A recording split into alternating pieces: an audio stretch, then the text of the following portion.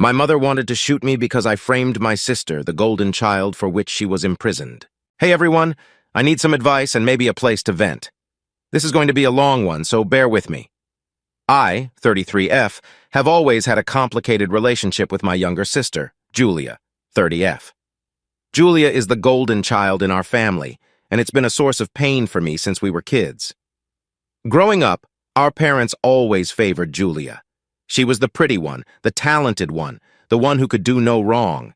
Meanwhile, I was the older sister who always seemed to fall short of their expectations. My earliest memories are filled with moments where I was left feeling invisible next to her. One particular memory stands out vividly. I was around 8 years old, and it was my birthday. I had been looking forward to it for weeks, dreaming about the cake, the presents, and the attention. But as soon as Julia entered the room, all the focus shifted to her. She was only 5 at the time, but she had this knack for stealing the spotlight. She started singing a song she'd learned in kindergarten, and everyone applauded her, completely forgetting it was my special day. My parents didn't even notice the tears welling up in my eyes as I watched them fawn over her. This was a pattern that repeated throughout our childhood. Julia got the best clothes, the most attention, and all the praise. I remember once getting a B on a math test and feeling proud of myself. But when I showed it to my parents, they barely glanced at it before asking Julia about her day. She had colored a picture in school, and that was deemed more impressive. The worst part was that Julia was well aware of her status in the family. She wasn't a malicious child, but she knew how to manipulate situations to her advantage. If we ever fought, which siblings often do, she would cry and run to our parents, who would always take her side. I was always the one who got scolded, no matter the situation. As we grew older, the dynamics didn't change much. Julia excelled in everything she did. She was a straight-A student, a star athlete, and later, a social butterfly with a wide circle of friends. I, on the other hand, struggled academically and socially. I was shy, introverted, and had a hard time making friends. Our parents often compared us, always unfavorably for me. "Why can you be more like Julia?" was a common refrain in our household. High school was particularly tough. Julia was a freshman when I was a senior, and she immediately became popular. She joined the cheerleading squad, was elected class president, and had boys lining up to date her. I was the nerdy senior who barely had any friends and spent most of my time in the library. It felt like my entire existence was overshadowed by her. One incident in high school still haunts me. There was a big dance coming up, and I had finally mustered the courage to ask a boy I liked to go with me. To my surprise and delight, he said yes. But a week before the dance, he canceled, saying he had asked someone else. That someone else turned out to be Julia. She didn't know I had asked him, but it didn't matter. She got to go to the dance with him while I stayed home, heartbroken and alone. After high school, I went to a local community college while Julia got a scholarship to a prestigious university. Our parents were so proud of her, and rightfully so, but it stung to see how little they seemed to care about my achievements. I worked 2 jobs to pay for my tuition, while Julia's expenses were covered by our parents. They visited her often, attended her college events, and constantly talked about how well she was doing. Meanwhile, I was left to fend for myself, both emotionally and financially. I eventually graduated with a degree in nursing, while Julia went on to law school. By then, I had learned to stop seeking my parents' approval. I moved out, got a job, and tried to build a life for myself. But the pain of those early years never really left me. Julia and I stayed in touch, but our relationship was strained. She was always the successful, beautiful sister, and I was just me. Fast forward to a few years ago. I met a wonderful man, Alex, and we got married. For the first time in my life, I felt truly valued and loved. Alex knew about my family dynamics and was incredibly supportive. He helped me see my worth beyond my parents' and sister's shadow. We bought a house, and I started feeling like I could finally leave the past behind. But then, Julia re-entered my life in a way I never expected. She had finished law school and was working at a prestigious firm. She got engaged to a man who seemed perfect in every way. Our parents were over the moon and couldn't stop talking about the upcoming wedding. I tried to be happy for her, but the old feelings of inadequacy and resentment resurfaced. Julia asked me to be her maid of honor. I was shocked. We weren't close, and I wondered why she would want me in such an important role. But she insisted, saying she wanted us to rebuild our relationship. Reluctantly, I agreed, hoping this might be a chance to heal old wounds. The wedding planning was a nightmare. Julia was a bridezilla, demanding and controlling. Every decision had to go through her, and she often dismissed my ideas and suggestions. It was clear that she hadn't changed much. She still needed to be the center of attention. But I gritted my teeth and went along with it, wanting to support her and maybe, just maybe, earn some of her approval. Then came the bridal shower. It was a lavish affair, organized by our parents and attended by Julia's many friends and colleagues. I felt out of place and uncomfortable, but I put on a brave face. During the event, our mom gave a speech praising Julia to the skies. She mentioned how proud they were of her achievements and how beautiful she looked. I stood there feeling invisible once again. But then something unexpected happened. Julia took the microphone and started speaking. She thanked everyone for coming and then turned to me. She said, "I want to take a moment to acknowledge my sister, who has always been there for me. I know I haven't always shown it, but I appreciate everything she's done. She's strong, kind, and an amazing person. I'm lucky to have her as my sister." I was stunned. This was the first time Julia had ever publicly acknowledged me like this. I felt tears welling up in my eyes, and for a moment I thought things might actually change between us. Maybe this was a turning point. However, the goodwill was short-lived. A week before the wedding, Julia called me in a panic. She had lost the family heirloom necklace that our grandmother had given us, and she was supposed to wear it on her wedding day. She was hysterical, and I rushed over to help her search for it. We turned her apartment upside down, but couldn't find it. 2 days later, Julia called me again, this time accusing me of taking the necklace. She said I must have stolen it out of jealousy. I was shocked and hurt. I had done nothing but try to help her, and now she was accusing me of theft. Our parents believed her, of course. They always believed Julia.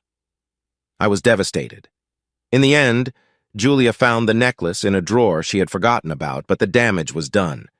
She never apologized for accusing me, and our parents didn't either. The wedding went ahead, but I felt like a stranger in my own family. After the wedding fiasco, Alex and I decided to focus on building our own lives and family. Alex, who had always been tech-savvy, started exploring ways to earn money online.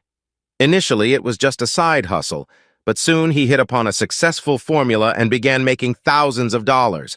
Within a year, his online ventures were bringing in tens of thousands, and our financial situation drastically improved. With our newfound wealth, we bought a beautiful mansion in a prestigious neighborhood. Alex surprised me with a Bugatti as a symbol of our success, and soon after we were blessed with 2 beautiful children. Life was perfect, or so it seemed. However, my parents remained indifferent to our achievements. They visited occasionally but always seemed more interested in Julia's life, despite her recent troubles with her husband. Julia, after her marriage fell apart, had been living on her own and was struggling with her career. She had been laid off from her prestigious law firm and was barely making ends meet. Seeing our prosperity only added fuel to her jealousy. One day, she came over under the pretense of wanting to reconnect and spend time with her niece and nephew. At first, I believed her. I thought she was genuinely trying to mend our broken relationship, but it didn't take long to realize her true intentions. She began showing up unannounced, often when Alex was home alone. She'd dress provocatively and make subtle, flirtatious comments towards him. Alex, being the loyal husband he is, immediately told me about her behavior. We were both shocked and disgusted by her actions. Instead of confronting her directly, we decided to devise a plan to expose her true colors. We set up hidden cameras in the living room and other common areas to catch her in the act. It didn't take long before we had the evidence we needed. One afternoon, while I was supposedly out running errands, Julia made her move. She sidled up to Alex, placing her hand on his arm and whispering suggestive things into his ear. "Come on, Alex," she purred. "You deserve someone who truly appreciates you, someone like me." Alex played along just enough to keep her talking. "Julia, you need to stop. I love my wife, and this is incredibly inappropriate." But Julia persisted, leaning in closer. "She doesn't have to know. It'll be our little secret." That was the moment we had been waiting for. Alex firmly pushed her away and said, "Julia, I'm serious. You need to leave. This is wrong on so many levels. We captured the entire encounter on video. With the evidence in hand, we decided it was time to take action.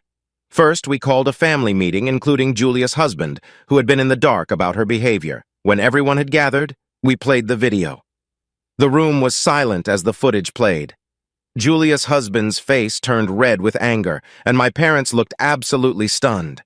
When the video ended, there was a moment of tense silence before Julia's husband stood up. "Julia, how could you? After everything, you try to seduce your own sister's husband." His voice was filled with disbelief and hurt. Julia stammered, trying to come up with an excuse, but there was no denying what we had all seen. Our parents looked at her with a mix of disappointment and disgust. "Julia, we trusted you. We always believed you were the better daughter, but this is beyond forgiveness," my mother said, her voice trembling. My father shook his head. "You've brought shame to our family. I don't even know who you are anymore." Julia's husband wasted no time in filing for divorce. He moved out that very day, taking their 2 children with him. My parents, who had always put Julia on a pedestal, were forced to confront the reality of her actions. They distanced themselves from her, unable to look at her the same way again.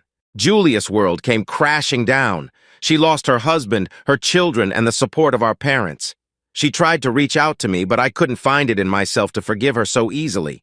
The wounds were too fresh, and the betrayal too deep. As for Alex and me, we continued to build our life together, stronger than ever. Julia's betrayal, while painful, had ultimately brought us closer.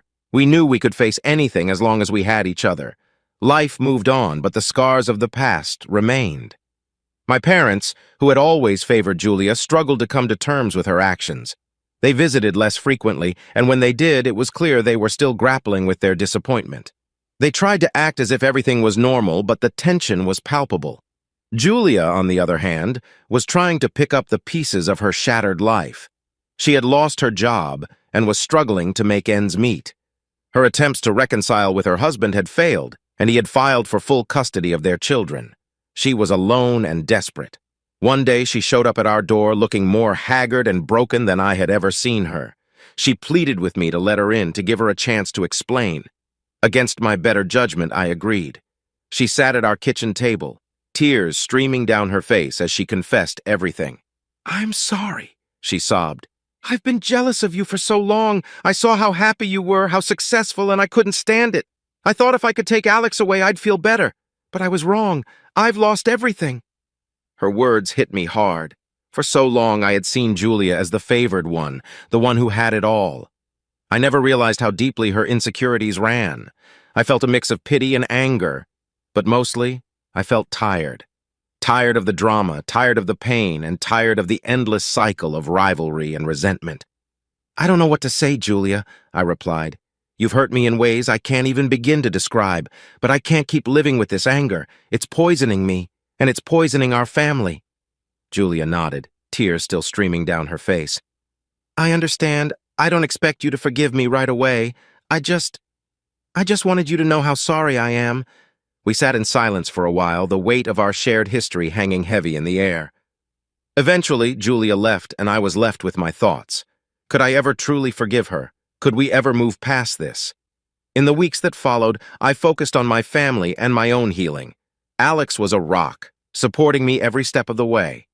We talked about Julia, about the past, and about what the future might hold. Slowly, I began to let go of some of the anger and resentment. I realized that holding on to it wasn't helping anyone, least of all myself. Julia continued to struggle, but she also began to make changes.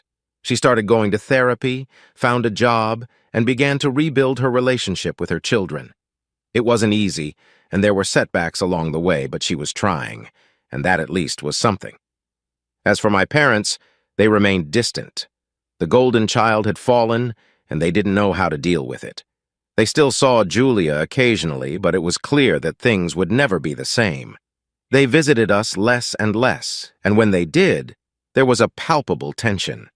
It was as if they didn't know how to relate to me without the familiar dynamic of favoritism. One sunny afternoon, as I watched my children play in our beautiful backyard, I realized something important.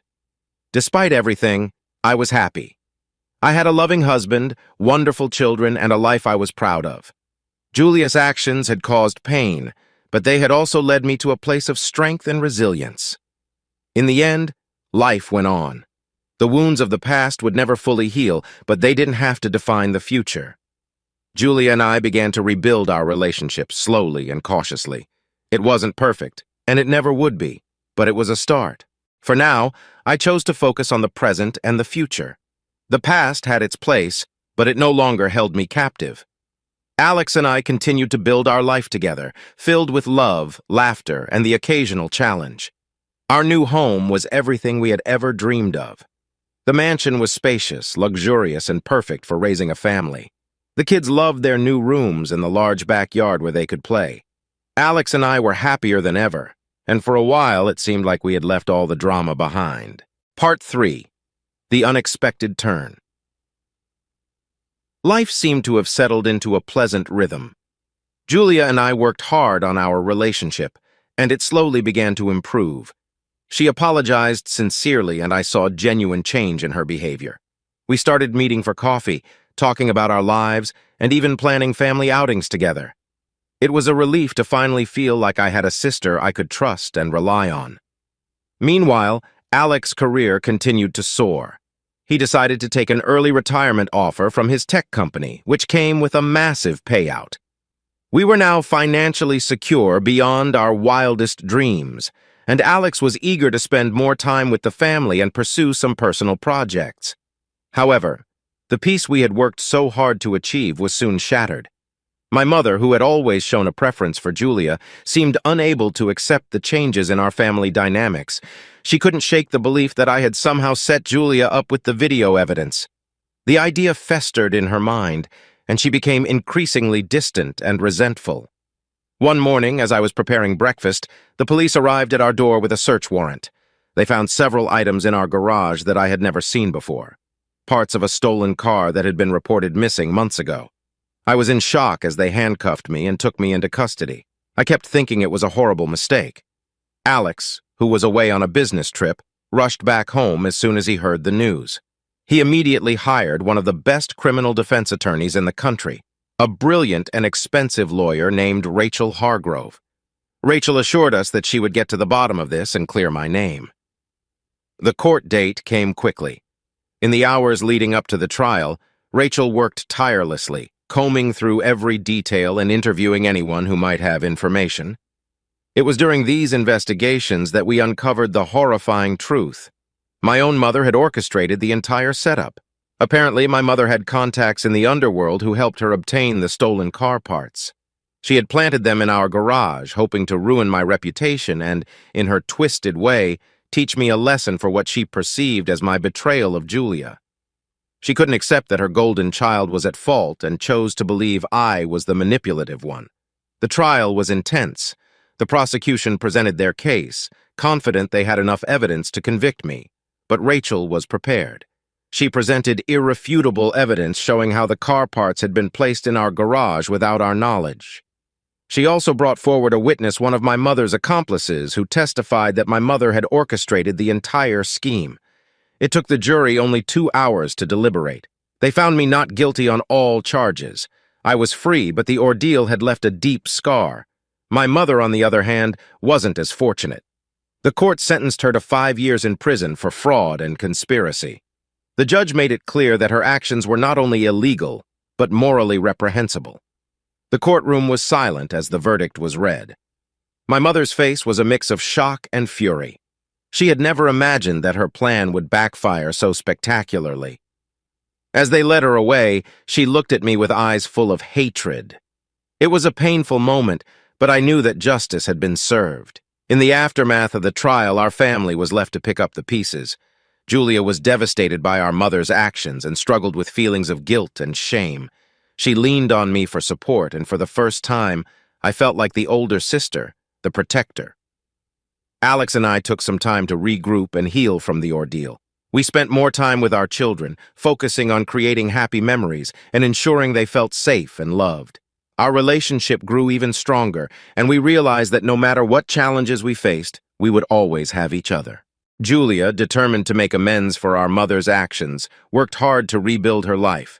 She found a new job and even started dating again, but she remained close to us, appreciating the family support she had once taken for granted. As for my father, he struggled to come to terms with my mother's betrayal.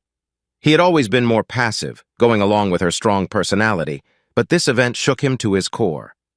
He visited her in prison, but their relationship was strained and distant. Life eventually found a new normal. Our family gatherings were smaller but filled with genuine love and connection. We talked openly about the past, the mistakes, and the lessons learned. It wasn't perfect, but it was real, and that was enough. Through it all, Alex remained my rock. His unwavering support and love kept me going even on the darkest days.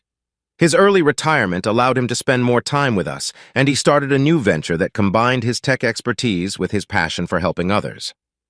We turned our focus to the future, creating new traditions and making sure our children grew up in a loving and supportive environment. The past would always be a part of our story, but it no longer defined us. 5 years had passed since the harrowing events that led to my mother's imprisonment. During those years, our lives had gradually returned to a semblance of normalcy. Alex and I continued to thrive. Our children grew up happy and loved, and Julia became an integral part of our family, having fully mended our once broken relationship. Despite the pain of the past, we managed to create a peaceful and joyful life. Our family gatherings, though smaller, were filled with laughter and genuine connection. We often reflected on the past, acknowledging the lessons learned and the strength we found in each other. However, the peace we had built was shattered once again when my mother was released from prison. She had served her time, but the anger and resentment she harbored had not diminished. She was a different woman now, older and nearly blind, but her hatred for me had only grown stronger. Unbeknownst to us, my mother had been plotting her revenge. She believed that I had destroyed her life and she wanted to make me pay. One fateful day, she stole a shotgun from a local farm and set out to find me. Her plan was to catch me off guard and end my life. I had no idea of the danger that was looming. It was a sunny afternoon and I had taken the children to the park. Alex was out running errands and Julia was at work. I was sitting on a bench watching my kids play when I felt a sudden, sharp pain. I turned to see my mother standing a few feet away, the shotgun aimed directly at me. Her face was twisted in a mix of rage and determination. She screamed something incomprehensible and fired multiple shots in quick succession. Despite her failing eyesight and shaky hands, 2 bullets found their mark. One hit me in the buttock and the other struck my right leg. The pain was excruciating, and I fell to the ground, unable to move. The sound of gunfire attracted the attention of bystanders, who quickly called the police. My mother, seeing the commotion and realizing her plan had failed, tried to flee, but was quickly apprehended by the authorities. She was arrested and later charged with attempted murder, a crime that would see her sentenced to 10 years in prison. I was rushed to the hospital, where I underwent surgery to remove the bullets and repair the damage. The doctors assured Alex and Julia that I would make a full recovery, but the physical and emotional scars would take much longer to heal. During my 3-week stay in the hospital, Alex never left my side. He was my rock, providing unwavering support and strength. Julia visited every day, bringing me my favorite foods and keeping my spirits up with her stories and laughter. Their love and dedication were the pillars that kept me going through the darkest moments. In those long, quiet hours in the hospital, I had plenty of time to reflect on everything that had happened. The shock and betrayal I felt from my mother's actions were profound. I couldn't understand how she had let her hatred for me consume her to the point of attempting to take my life. But amidst the pain and confusion, there was also a deep sense of gratitude. I was alive, and I had a loving family that stood by me through thick and thin. Writing this post is my way of processing everything that has happened. It's a way to thank all of you who have supported me through this journey, who have offered kind words and encouragement when I needed it most. Your support has meant the world to me. The courtroom was tense during my mother's trial. The prosecution laid out the details of her crime, and the evidence against her was overwhelming. My mother sat there, a shadow of her former self, yet the anger and bitterness in her eyes were unmistakable. She showed no remorse, only a cold determination that made the entire situation even more tragic. The jury didn't take long to deliberate. Given the clear evidence of her premeditated actions, they found her guilty of attempted murder. The judge sentenced her to life in prison, emphasizing the severity of her crime and the betrayal of trust within our family. As she was led away, I felt a mix of relief and sorrow. This was my mother, the woman who had once cared for me, now condemned by her own hatred and actions. Life after the trial was a slow process of healing. The physical wounds began to mend, but the emotional scars were deeper. Alex was incredible through it all, his unwavering support and love giving me the strength I needed. He juggled his work and caring for the kids, making sure they understood what had happened in a way that protected their innocence. Julia was equally amazing. Despite her own complicated relationship with our mother, she stood by me, offering comfort and understanding. She had truly changed, and our bond was stronger than ever. We leaned on each other, finding solace in our shared experiences and the hope for a better future. During my recovery, Alex and I had many long conversations about our life and what we wanted for the future. We decided to focus on creating a stable, loving environment for our children, ensuring they felt safe and cherished. Our home became a sanctuary, filled with laughter, love, and the warmth of family. The community's support was overwhelming. Friends, neighbors, and even strangers reached out with kind words and gestures. It was a reminder of the goodness in people, and it helped restore my faith in humanity. I received countless messages from people who had followed our story, offering their support and sharing their own experiences of overcoming adversity.